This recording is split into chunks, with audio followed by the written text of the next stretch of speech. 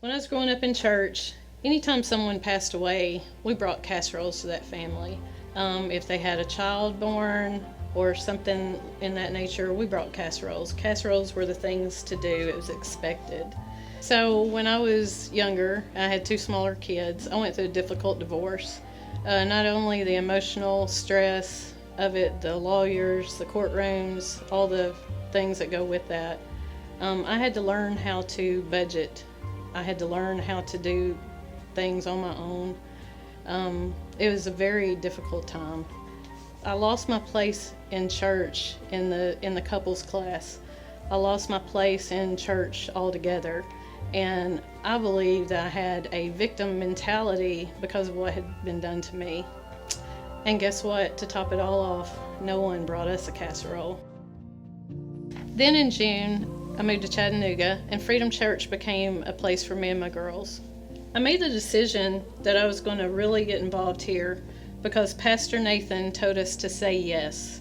Saying yes is something that's hard for me. I know it's probably hard for some of you. I went through Growth Track and I signed up to serve in the house.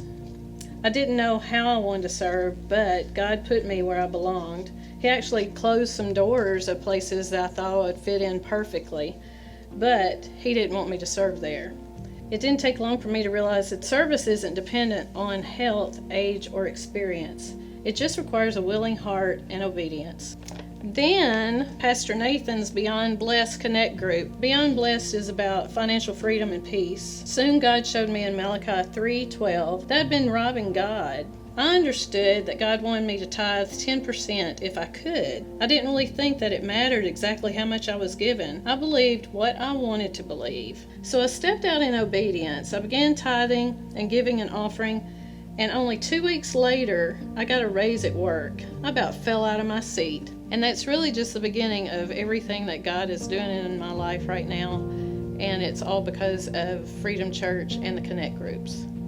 Before all of this, I was a victim, I was bitter, and I felt all alone. But being here at Freedom Church and being involved has showed me so much about the heart of God. He calls us to serve one another. He calls us to live in a community, and I've found that here. I am so thankful that I don't have to live in a victim mentality any longer. I know my identity in Him, and I know I have a place here at Freedom Church.